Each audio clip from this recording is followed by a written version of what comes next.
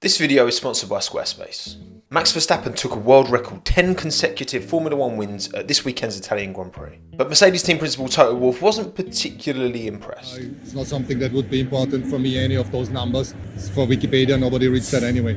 Well, Toto, as a huge fan of Wikipedia, I thought it would be interesting to take a look back through your star driver Lewis Hamilton's career to see how close he got to matching this pretty incredible feat and why he didn't. 7 world titles, more race wins than anyone in the sport's history, but never more than 10 in a row. Let's talk about it, the record I thought could never be beaten.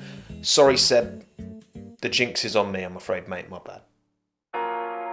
To win 10 races on a bounce, many things have to fall into place. The perfect storm needs to be there. You need an exceptionally high performance car underneath you to achieve that level of consistency. The best car on the grid is an essential component. That rapid car needs to be reliable, though no good being 12 seconds a lap clear if your car is going to blow up halfway through every race. But remember, each F1 team has 2 cars, so for you to win 10 in a row, you need to beat your teammate in that same car 10 times back to back, a tall order. And even with that, you've got to rely on the team in terms of pit stops, in terms of strategy. If any of those components fall off, you can quite easily lose that streak. Because then finally, you just need a bit of luck, right? All of those other components could come together and then some muppet could miss their braking point, lock up and T-bone you into turn 1 at Monza, which I was a bit afraid about for Max. It didn't happen, and he got the 10. Now again, 7 world titles for Lewis, exceptionally close to 3 others as well, of course, in 2007, 2016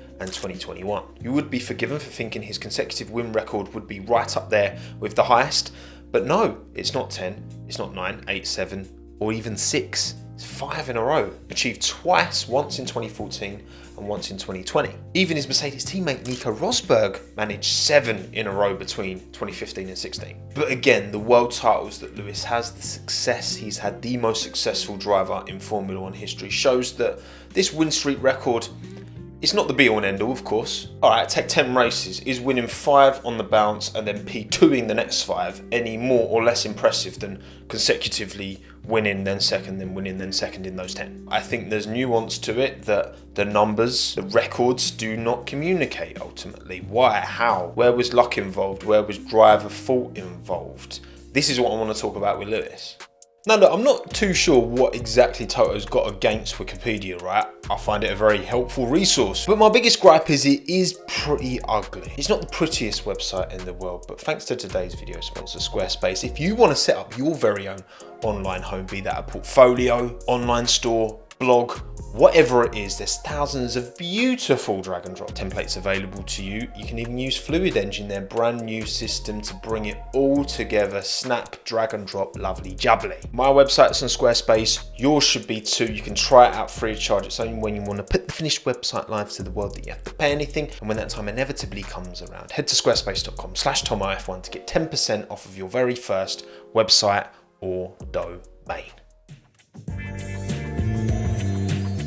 Starting with the 2014 season, moving into the 2015 season, because we're happy to take these blocks over the course of multiple seasons, a streak's a streak. 11 races competed in, Lewis won 9 of them. But what happened to the other 2? The streak started at the Italian Grand Prix, he won there, he won in Singapore, Japan, Russia, and the US Grand Prix in Austin. That is one of his 5 in a row. But then came the Sao Paulo Grand Prix in Brazil. Lewis's teammate Nico Rosberg nipped into pole position by just 33 thousandths of a second, with the Williams of Massa and Bottas just behind. Nico stayed ahead on what proved to be a pretty uneventful start to the race, at least towards the front, but come lap 28, whilst pushing to overcut Nico, Lewis locked up his rears into turn 4, had a lazy kind of half spin, lost about 7 seconds. Given he'd go on to pit just 1 lap later and come out 7.4 seconds behind Nico Rosberg, you've got to say, potentially a bit of an opportunity squandered there. Lewis would continue to reel Nico in as the race went on. The gap was 5 seconds by lap 35, 1.9 seconds by lap 50. However, then traffic would get in the way and ultimately we never got a battle for the lead. Lewis finished 0.8 seconds behind Nico Rosberg. Nico took the win,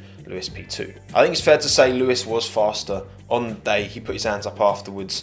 The mistake was on him. But no worries, because Lewis would win the next race, the final race of the season, the Abu Dhabi Grand Prix, winning the 2014 Drivers' World title, his first with Mercedes, second overall. He had to wait 6 years between 2008 and 2014. That's actually mad to think Lewis went that long without winning a title. But then roll on 2015, Lewis would win the season opener in Australia. Round 2, bring back Sepang, Malaysian Grand Prix.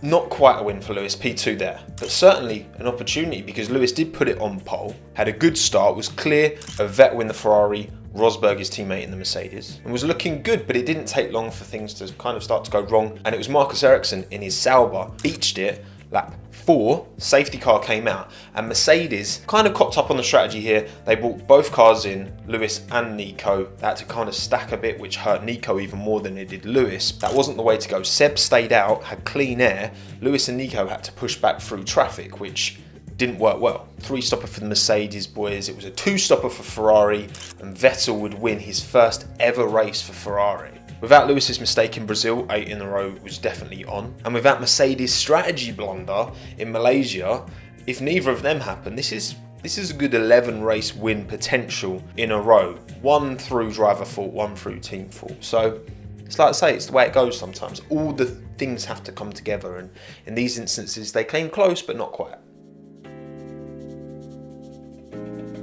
2016, 7 races, 6 wins. Kicked off with a P1 at the Monaco and Canadian Grand Prix before we came to the inaugural Azerbaijan Grand Prix, which was called the European Grand Prix because they wanted it to appear more European because of politics, whatever. Lewis was on pace this weekend for sure. He topped FP1, 2 and 3. He was on flames, he was on for a fantastic qualifying, but it was not to be, and driver fault in this instance. He binned it, hit the inside wall, turned 10, broke his suspension, didn't even get time to set a representative lap time in Q3, and he'd be starting P10. And then for the race, it went pretty well, all things considered. He gradually made his way up through the pack, got himself up to a high of P4, but then he seemed to encounter some issues, some engine issues. Power mode problems, he was getting a bit stressed, trying to work with the team to work through the issue. The problem was, back in 2016, there were restrictions as to how much the engineers could help the drivers. So they couldn't coach Lewis through it. It was a bit of a weird rule. But Nico had the same issue from the lead. He managed to get it fixed quite a bit quicker than Lewis, apparently. But ultimately, it was qualifying that ruined the day, even without the engine issues. Even if Lewis had fixed it straight away, for him to have overcome Nico as well was probably too much to ask. P5 in the end for Hamilton. But again, the pace, the potential pace was there, clearly. Lewis would then go on to win the next 4 races on the bounce. Again, this could have well been 7 on the bounce if it wasn't for Lewis's driver error, unfortunately. 2018, 7 races, 6 wins. Another 2 race win start to this streak, just like the previous one, this time in Germany and Hungary, and then we went to Spa. Lewis put it on pole, but 2018 Spa, Belgian Grand Prix. Does anyone remember the line? But here comes Sebastian Vettel! Seb got the move done, down the Kemmel straight. The Force Indies were all over the back of Lewis, but Lewis stayed in P2 and would finish in P2 because Seb got the move done and didn't look back. Mercedes tried an undercut on Vettel around lap 21, but couldn't get it done, ended up 11 seconds behind Seb on the day. Lewis didn't seem to do too much wrong. There wasn't too much wrong operationally. The pace of the car just didn't seem to be there for this one. But not to worry, because Lewis would again follow this up with 4 wins in a row. 7 on the bounce was pretty unlikely in this instance. Again, it was just a pace issue. But then again, when you've got a Ferrari in front of you, there's always a chance something mad is going to happen, and it wasn't to be. The luck wasn't there for Lewis to get the 7 this time. 2018 to 19, 10 races, 8 wins. And those 2 non-wins were both P2s to his teammate as well. This was one hell of a streak from the Mercedes boys, and it began at the penultimate Grand Prix for Lewis in 2018. He won in Brazil and Abu Dhabi, formalising his 5th World Drivers' Championship. Roll on 2019 though, the season opener in Australia, and this was one of those days. They didn't come particularly often, but when they did, and when Valtteri Bottas was on smoke, Lewis couldn't get anywhere near him. Yes, Lewis took pole, but Valtteri jumped him on the line and did not look back. Took fastest lap, beat Lewis by like 20 seconds. In fact, Lewis was just about holding off Verstappen to hold on to P2 in the end. I think it's one of those that, you know, Valtteri was on his job and Lewis was probably having a little bit of an off day, and that resulted in a big delta between the two. But no worries, because Lewis would take the next 2 race wins back to back in Bahrain and China, before we went back to Baku again, which had denied him in 2016 from this streak, of course, and would do so again. Valtteri took pole this time by about 1.5 to Lewis, but Lewis was not holding back from P2 off the start. They were side by side through turn 1 and turn 2, very close. But Valtteri just about held on. Lewis kept it close. He was no further back than like 5 seconds from Valtteri, but never got close enough to really put an attack on. You got to feel for Lewis to stay as close as he did, he probably had a little bit more pace. So not getting the jump on Bottas at the start is ultimately, I think, what prevented him from winning this race. P2 it was, but then he followed it up with 4 wins back to back to back to back before a P5 in Austria ended the run. 8 wins from 10 races. 2020, at least 14 races, 11 wins. All right, this is the big one, the big potential streak. 6 wins in 7 races is how this starts. At round 2, the Styria Grand Prix, so the Austria replay. He'd win in Hungary and Britain as well, making it 3 on the bounce. But then came the first split, the Silverstone replay, the 70th anniversary Grand Prix. Now, of course, in the first Silverstone race, Lewis had his tyre go right at the end. Loads of other people had their tyres go, and he won on 3 wheels, right? He got the job done just. But it wasn't so much his teammate he had to worry about this time, even though Valtteri did take pole ahead of Lewis by about 0.5 tenth. No, it was that little Dutchie who's lighting up the timings at the minute, Max Verstappen, who was the thorn in Lewis's side this time. Now in this race, tyre blistering was a big issue for both Mercedes. Red Bull seemed to have a much better hold on their tyre preservation around Silverstone. Lewis did spend most of the race behind Valtteri, but did catch him with 2 laps left to go, but by the checkered flag, Max had won by a pretty comfortable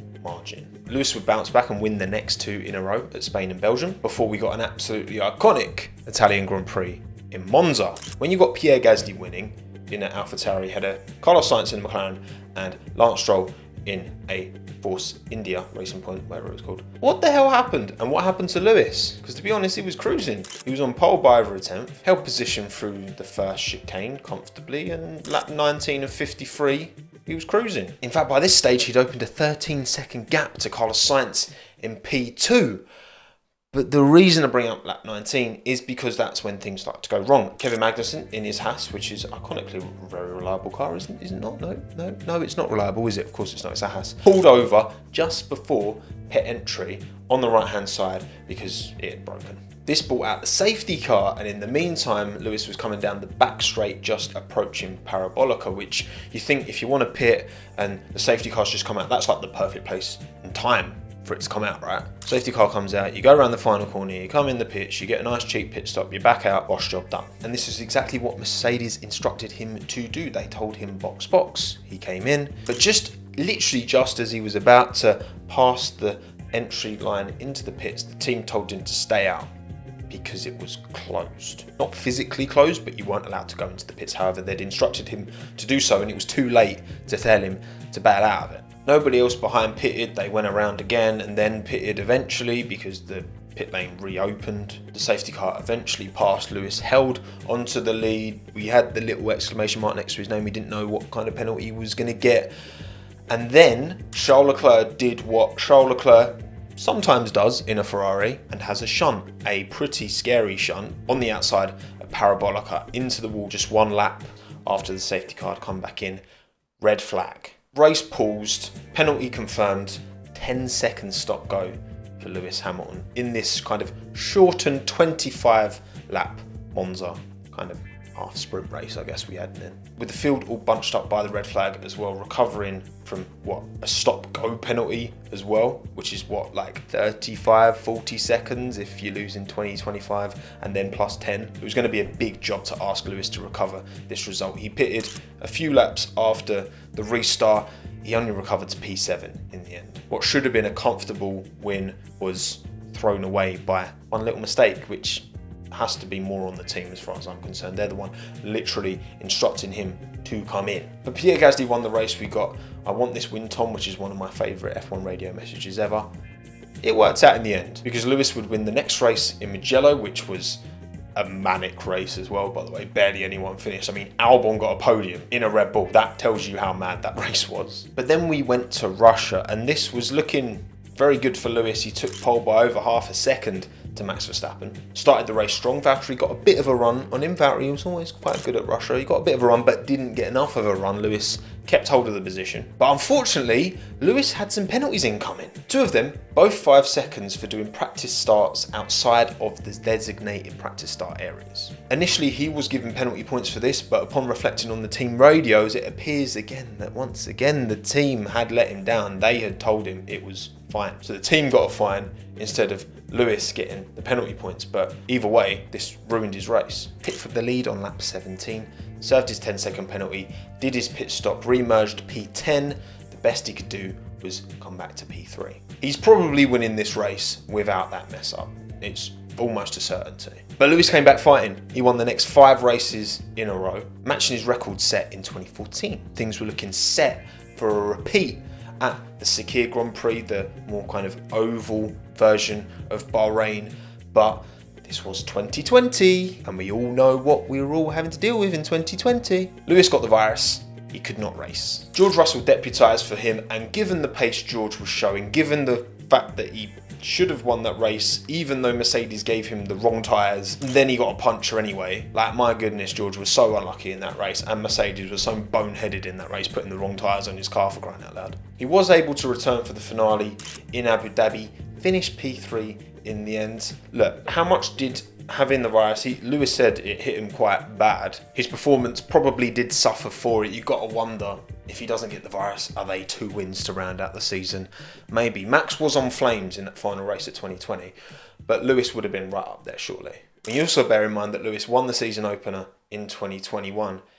It makes you think, without the pit stop cock-ups in Monza, without the practice start cock-ups in Russia, again, both of those were on the team, and without his ill health, the only spanner in the works is Max winning that 70th anniversary Grand Prix, where he did just have more pace than both the Mercedes on the day. Mercedes tyre blistering, you know, it did seem to be a bit more of a car issue, but that's the sport for you. Again, to get all of those components to come together and work in perfect harmony to get 10 wins in a row, you need a lot to go your way. So how long will Max keep this streak going? Let me know your thoughts and feelings in the comments below. Drop a like on this video if you enjoyed it as well. My name's Tommo. Thanks again. Have a good one. Ta-da.